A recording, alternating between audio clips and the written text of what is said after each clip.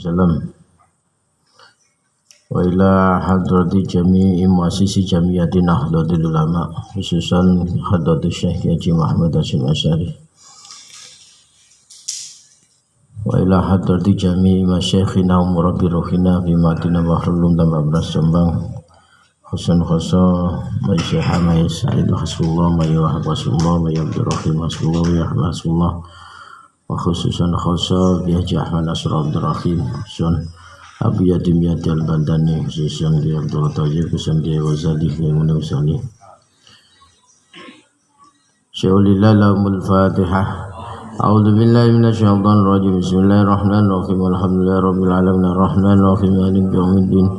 Iyyaka na'budu wa iyyaka nasta'in ihdinas siratal mustaqim siratal ladzina an'amta 'alaihim ghairil maghdubi 'alaihim waladdallin amin. Bismillahirrahmanirrahim. Alhamdulillahi rabbil alamin. Allahumma shalli ala sayyidina Muhammadin wa alihi washabbihi ajma'in. Amma ba'du faqad qala subhanaka la ilma lana illa ma 'allamtana innaka antal alimul hakim wa tub 'alaina ya maulana innaka antat tawwabur rahim. Qala raditu billahi rabba wa bil islami dina wa bi Muhammadin nabiyya wa rasulah wa bi jam'iyyati Nahdlatul Ulama'i jam'iyyatan wa jama'ah wa bil ulama'i qudwatan wa imama. Rabbi zidni ilma warzuqni fahma. Rabbi shrah li sadri wa yassir li amri wa hlul 'uqdatam min lisani yafqahu qawli amin ya rabbal alamin. Ma'asyiral muslimin jamaah masjid Ramadan yang dirahmati oleh Allah. Syukur alhamdulillah dan kula ge paringi kenikmatan si paling raja, nikmat iman, nikmat Islam, tur nikmat sempat dan sehat sehingga nenten kula sareng ajunan tapaki majelis gak dinto masjid Ramadan dalam keadaan sehat dalam satu niat nambah ilmu sebagai sarana untuk menambah kualitas dan keimanan kita, sehingga ibadah kita kalau didukung dengan keilmuan insya Allah lebih berkualitas daripada ibadah yang tanpa didasari oleh keilmuan. Para jamaah yang dimuliakan oleh Allah Subhanahu wa taala, nerusaki risalah Ahlussunnah wal Jamaah untuk keliru halaman 25 kalau tidak salah. Engki wanika faslun fi dzikri amaratik tirabi sa'ah. Sebelumnya kan menjelaskan firqah-firqah, kelompok-kelompok umat Islam yang menjadi umatnya Kanjeng Nabi terpecah menjadi 73 itu. Nah, sekarang kita masuk pada satu fasal yang menjelaskan fi dzikri amaratik tirabi sa'ati. Fasal yang jelasake tanda-tanda semakna kiamat. Tanda-tanda semakna kiamat. Tentu tanda kiamat kan itu banyak tandanya kiamat. Tapi yang ditulis oleh Hadratus Syekh hanya beberapa, tentu yang berdasar dalam hadis-hadis Kanjeng Nabi Muhammad SAW. Antara lain wahiyya kasiratun, tanda-tanda kiamat gak dinto banyak. Minha adamul musa'idi wal muawini ala din. Di antara tanda kiamat satu, tak adana orang yang nolongi, tak adana orang yang membantu dalam persoalan menegakkan agama. Tade gak dinto bahasanya adalah minim. Kalau diperbandingkan dengan orang yang antara yang menolong tegaknya agama, khususnya agama Islam, khususnya Ahlussunnah wal Jamaah gak dinto, itu lebih sedikit daripada orang yang nolongi. Yang nolongi ini sedikit, yang berpegang teguh ini sedikit, karena memang posisinya di akhir zaman. Karena posisi di akhir zaman, maka bahasanya adamul musa'id wal muawin ala din.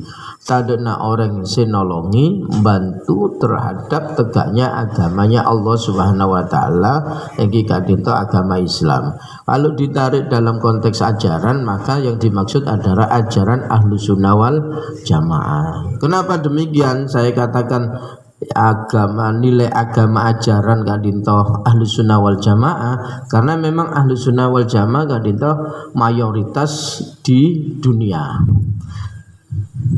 Dan Kanjeng Nabi mengatakan alaikum bisawil adom. Sawil adom kadinto adalah Ahlus Sunnah wal Jamaah. Maka orang sekarang sedikit sekali yang membantu tegaknya agama. Apakah masjid ini, berdirinya masjid-masjid ini termasuk dikategorikan menegakkan agamanya Allah? Karena masjid kadinto kan tempatnya orang sholat. Sementara dawuhnya Kanjeng Nabi yang betul-betul menegakkan agama salah satu cirinya adalah orang yang melaksanakan sholat. Orang yang meninggalkan sholat berarti merobohkan satu dari 5 tiang agama. Berarti kalau yang dimaksud tiang agama kadinto berarti 5, yaitu syahadat, sholat, zakat, puasa, dan haji kadinto. Tapi dari 5 ya itu yang pokok dan utama yang nanti dihisab di awal amalan yang dihisab adalah sholat. Maka masjid termasuk sarana ibadah sholat yang salah satu indikasinya adalah kalau masjid itu ramai, berarti masjid ini orang-orang sekitar ini menegakkan agamanya Allah. Bukan masjidnya yang dinilai, karena seorang semakin banyak bangun masjid, tetapi isi dan kualitas di dalam kegiatan di masjid. Makanya kalau dibanding-banding kalau dalam ibadah mahdo di masjid, nomor 2 ibadah lagi yang mahdo adalah puasa. Ibadah mahdo lagi adalah zakat. Ibadah mahdo lagi adalah ibadah yang murni hubungan manusia dengan Allah, termasuk adalah haji. Lah kalau sekedar bangun masjid kemudian sebagai tanda itu tegaknya agama, kemudian sebagai tanda selain tegaknya agama, berarti orang yang tidak bangun masjid tidak menegakkan agama. Tidak. Tapi yang dihitung adalah kegiatan masyarakat orang Islam mukmin itu ramai mengadakan kegiatan di dalam masjid, memakmurkan masjid. Selain juga tidak hanya di masjid, tetapi di rumah-rumah kalau juga masih kosong, tidak ada kegiatan keagamaan, tidak sholat di masjid, tidak sholat di rumah, atau bahkan tidak sholat sama sekali. Orang yang tidak sholat ini termasuk orang yang tidak menolong tegaknya agama. Orang yang tidak puasa juga pun bisa dikatakan tidak menolong tegaknya agama. Orang yang tidak melaksanakan zakat berarti orang tersebut tidak menolong tegaknya agama. Kalau urusan haji kan urusan si andi pese. Kalau urusan sholat mereka kan tak gangui obeng. Karena sholat itu ibadah badaniyah, ibadah yang dikerjakan cukup dengan badan tanpa ada modal. Kemudian zakat itu ibadah modal, khusus orang yang punya kewajiban zakat. Puasa ibadah badaniyah saja. Lah di akhir zaman itu ada mul musa'id wal muawin ala dini. Tadana orang si menolong dan menegakkan agamanya Allah Subhanahu wa taala. Minimnya orang yang melaksanakan syariat Allah Subhanahu wa taala. Tidak minim. Wa huwa qauluhu sallallahu alaihi wasallam, itu sesuai dawuhnya Kanjeng Nabi, ya'ti 'alan nasi zamanun, degi ini dalam proses terus, ya'ti itu berarti dalam proses terus, degi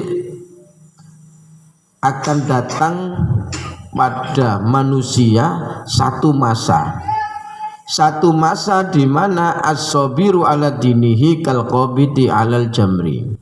Orang yang bertahan sabar memegang nilai agama sementara godaan kanan kiri luar biasa. Itu sama dengan orang yang memegang al-qabid alal jamri, megang bara. Kalau bara ini dipegang, kalau tidak dipegang bahaya akan membakar. Tapi kalau memegang juga butuh kesabaran karena panas, karena godaan orang beragama secara lurus Kak Dinto memang luar biasa. Sekarang memang zamannya sudah zaman akhir. Ini diucapkan Kanjeng Nabi dulu 1400 yang lalu. Berarti kalau dibaca sekarang berarti ini sudah berproses menuju akhir zaman. Dan sekarang memang sudah akhir zaman. Tambah kebudi, dunia mungkin tambah bagus, tapi kondisi agama, moralitas, akhlak semakin menurun. Mungkin secara formal banyak orang yang bisa jadi sekarang banyak orang secara formal rame-rame ke pengajian, rame-rame ke masjid dan lain sebagainya, tapi tidak menyentuh substansi beragama. Misal saus Indonesia Kak Dinto jamaah haji paling banyak di dunia, kan terbanyak, selalu terbanyak. Nah, apa boleh mas semakin zamannya umroh cik banyak lah. Tiap minggu orang umroh atusan semangkat Sumenep saus nih, lain Pamekasan, Sampang, terus Bangkalan. Tetapi kenapa kemudian moralitas kondisi kita ya terus seperti ini? Jangan-jangan ada yang keliru dengan ibadah kita. Jangan-jangan ada yang keliru dengan ibadah kita. Waduh, ngeding cerita merah. Orang ke Mekah, niatnya ndak ibadah, hanya pingin tahu Ka'bah. Lama tahu Ka'bah lemare. Pokok mare wajib-wajibnya lah mare aleng-leng apa mulai belanja dan lain sebagainya. Ya itulah kondisi umatnya Kanjeng Nabi seperti itu. Kondisinya seperti itu. Ya niatnya memang pingin tahu Ka'bah, ya sudah selesai. Kalau tahu Ka'bah ya sudah selesai. Beda dengan memang niat haji betul, maka selain wajib haji yang dilakukan juga ibadah-ibadah yang lain dilakukan. Ini satu tanda kiamat, minimnya atau tidak adanya, bahkan tidak adanya orang yang menolong terhadap tegaknya agama, tegaknya nilai-nilai ahlu sunnah wal jamaah. Gak dinto. Rawahu at-Tirmidzi wa Anas bin Malik radhiyallahu anhu. Nomor 2, wa minha yakunu fi akhir zaman ubadun juhalun wa qurra'un fasaqatun. Rawahu Abu Nuaim fil Khilya wal Hakimu fil Mustadrak an Anas radhiyallahu anhu. Tanda nomor 2 lagi adalah di akhir zaman muncul ada orang-orang ubad, ahli ibadah, tapi sifatnya dan kualitasnya ahli ibadah ubad Kak Dinto yang juhalun, bodoh, tidak pakai dasar ilmu. Tentu panjenengan oneng ulama sama-sama sholat 2 rakaat atau sama-sama sholat 2 rakaat di masjid tahiyatul masjid, sholatnya ulama jangan sholatnya orang awam tentu berbeda kualitasnya. Sujudnya ulama dengan sujudnya sujud saya dengan sujudnya para kiai, para ulama tentu kualitasnya berbeda. Kenapa? Karena mungkin saya tidak didasari oleh ilmu. Nomor 2, tidak ada kekhusyuan, tidak ada sambungan nyambung kepada Allah Subhanahu wa taala. Juhalun Kak Dinto berarti adalah orang-orang awam, orang-orang bodoh yang tidak mempunyai ilmu. Mereka ahli ibadah tetapi tidak didasari dengan ilmu. Makanya di dalam kitab Ta'lim Muta'lim Kak Nisa, setan itu ternyata lebih takut kepada orang alim satu daripada 1000 ahli ibadah. Karena bisa cocok. Mun ahli ibadah tapi bodoh Kak Dinto bisa coba ben setan. Tapi mun orang alim situng mereka melarat sing ojo-ojo. Umpamana gampangana orang ibadahnya orang bodoh Kak Dinto, obatun jual orang-orang ahli ibadah tapi bodoh, tidak punya kualitas ilmu, tidak didasari ilmu, tidak ngerti ilmunya tentang ibadah itu. Umpamanya kalau sholat ya jungkar-jungkir gitu saja, umpamanya tak tahu diterima sareng Allah, muga-muga dan kalau sareng ajunan ibadahnya diterima sareng Allah Subhanahu. Ini bicara kualitas. Jadi kualitas. Lah kalau kualitas berarti harus didasari dengan ilmu. Kalau tidak didasari dengan ilmu cocok. Umpamanya setannya kalau goda orang awam cukup setan kelas PAUD, kelas TK. Tapi kalau orang alim nggak bisa kalau setannya hanya kelas PAUD, SMP, SMA, ya harus S3 atau guru besarnya setan yang goda. Karena orang alim. Karena memang ulama. Kalau kelasnya setan kelas SD, SMP mental. Kayak yang goda Syekh Abdul Qadir Jilani itu kan just kelasnya poknya setan, yaitu iblis. Kalau setan-setan kelas bawah tidak mampu goda Syekh Abdul Qadir Jilani. Nah itu karena didasari nanti di akhir zaman muncul obatun juhalun. Milana Kadinto, bagaimana agar ibadah kita berkualitas? Maka harus nambah ilmu, kudu ngaji, kudu berguru. Baik model ngaji seperti ini atau ngaji langsung privat kepada para kiai dan para ustadz, orang-orang yang punya sanad-sanad keilmuan. Pertama kali apa untuk masalah ibadah? Satu adalah urusan fikih atau hukum Islam. Masalah wudhu, masalah air, masalah tata cara sholat, sujud tepat dan lain sebagainya. Maka kadinta agar berkualitas nyon sepora.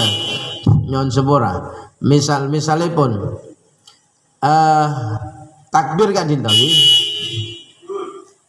Palestara diwin banyak lah diwin. Misal kadinta takbiratul ihram mereka wajib. Bada takbir makruh, ngangkat tangan maksudnya, angkat tangan. Ada yang makruh, ada yang sunnah. Kalau panjenengan sholat kemudian tiap rakaat gak dinto takbir Allahu Akbar sambil ngangkat tangan, gak dinto makruh.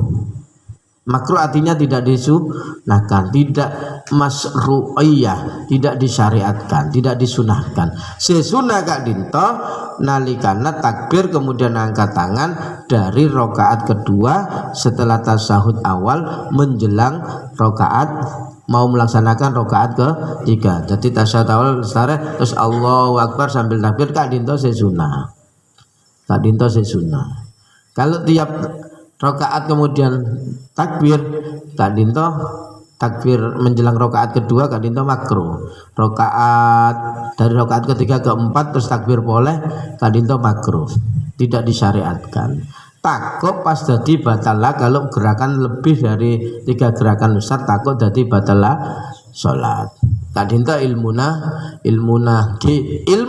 tentang sholat maka kudu pelajari on laon kudu atanya saya bisa saya dekat-dekat konsultasi saya pribadi untuk menjaga dan meningkatkan kualitas ibadah kita.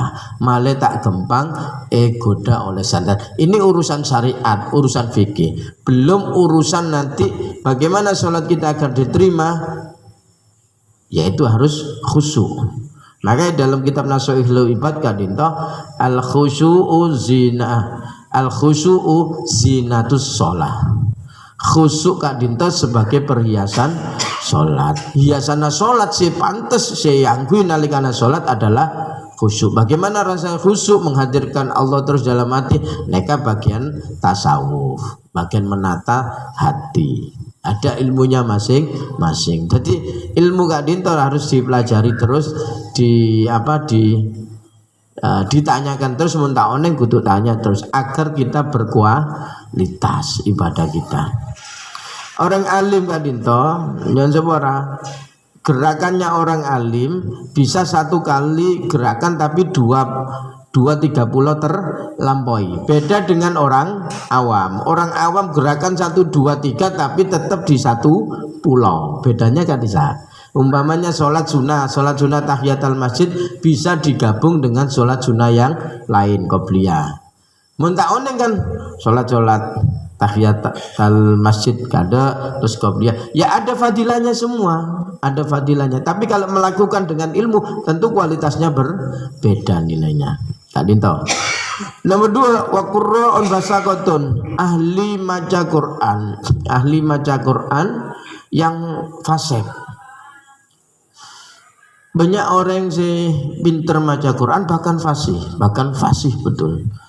Ainnya ain betul. A'udzubillahi minasyaitonir fasih betul.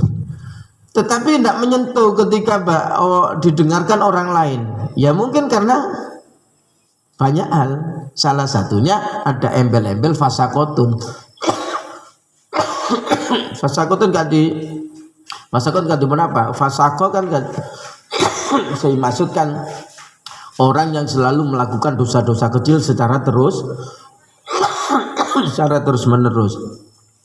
Mestinya orang yang baca Quran itu tahu maknanya Quran. Setelah tahu kemudian diamal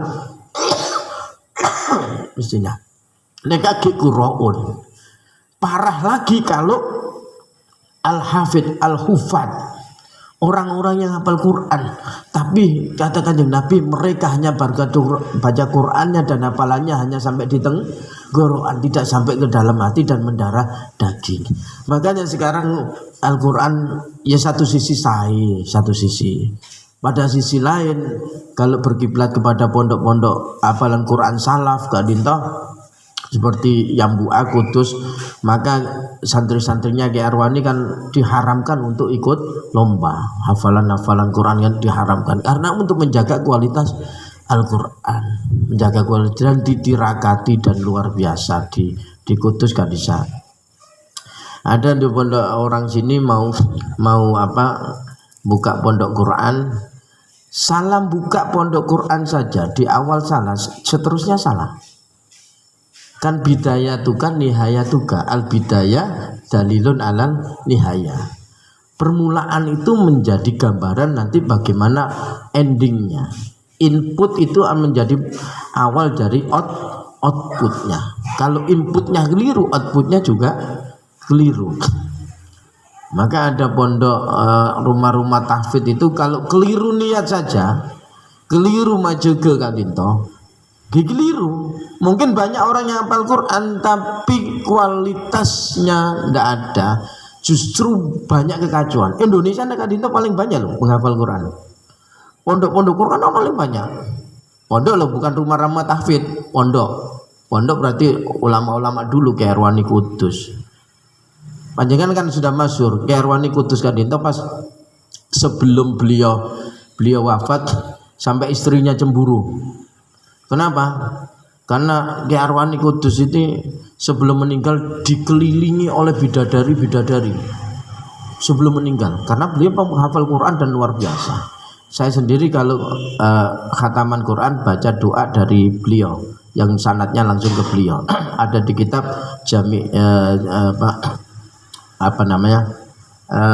Al-Qura' wal Khufat, Risalatul Qura' wal Khufat. Itu tiba-tiba istrinya tahu marah-marah, cemburu istrinya menjelang beliau wafat, cemburu terus tiap hari marah. Kemudian ditanyakan kepada anaknya, tanya kepada bulik-buliknya dan lain sebagainya, tanya ke ibu itu, kenapa sekarang sakit-sakitan kok marah-marah terus. Biasa. Akhirnya suruh tanya ke kiai, temannya Kiai Arwani. Ya biasa, gimana ndak marah? Kiai Arwani itu sekarang lagi dikelilingi bidadari. Dan Bunyai ini tahu kalau di sekitarnya Kiai Arwani itu bidadari semua, cantik-cantik. Makanya cemburu tiap hari marah. Karena sudah mau dijemput oleh bidadari. Yaitulah orang-orang penghafal Al-Quran yang luar biasa. Jadi sekali lagi, alhamdulillah kalau panjenengan putra-putranya dipondokkan di hafalan Quran, tapi ya dilihat, tidak hanya sekedar hafal.